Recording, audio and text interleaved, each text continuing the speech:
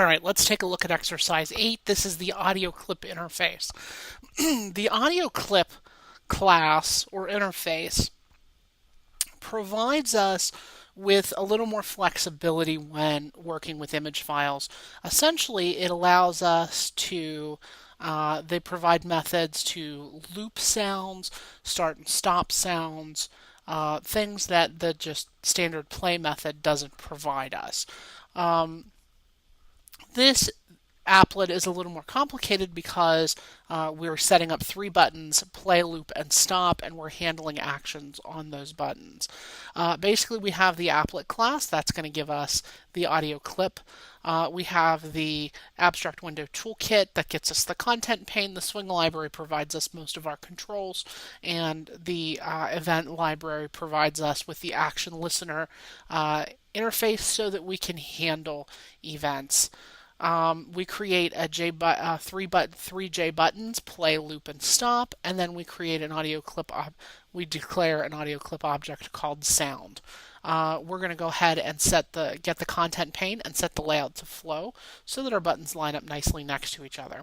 We're going to go ahead and create those buttons with the words play, loop, and stop on the front of them. We're going to register all three of them to handle events, and we're going to add them to our window. We're also going to set up our sound by calling the audio clips get audio clip method, and we're going to provide it the result of get code base. That's going to get the URI and the name of the file. Now, I realize in the assignment it says sheep.wave, and you probably couldn't get your assignment to work. The reason being is because you don't have the sheep.wave file. Now, on the plus side, that means that if the file doesn't exist on your system, or on the server, instead of erroring out or throwing an exception or crashing, it's just going to not do anything because it can't play the file. That's good from a user interface perspective in that the user isn't going to see any ugliness if somebody makes a mistake, but from a debugging and trying to figure out what's wrong perspective, it can drive you up the wall. Since you've already downloaded spacemusic.au, change the file name to spacemusic.au and don't use sheep.wave and see what happens. In the action performed method, we're actually asking what the source of the action is. If the source is the play button, we're going to call the play method from the audio clip class. If the source is loop, that means the loop button was pressed, we're going to call the loop. And the loop method, the play method just plays the file out till the file is done and then stops. The loop method continues to play that file over and over and over again. And of course, the stop method stops the play where it stops playing wherever it's at. And again, we're just checking to see if it came from the stop method. If you set up your HTML file, again, fairly simple, just click play. You'll start to hear the space music. If you click the stop button, it stops. If you do the loop, it starts over from the beginning, and it'll just keep playing and playing and playing until it's done. And just when you're ready to stop it, you click the stop button.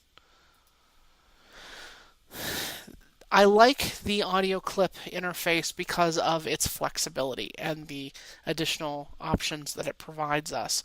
I would, if you are planning on using audio media in your applications, I would definitely consider using the audio clip method.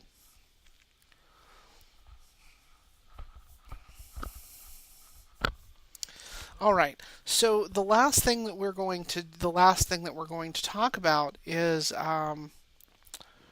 you're going to do one more activity here, and that activity is going to be combining the image work, the image icon work, with the audio clip work, and coming up with an applet called Animations with Sound, and go ahead and take an opportunity to create that, and then we'll talk about it.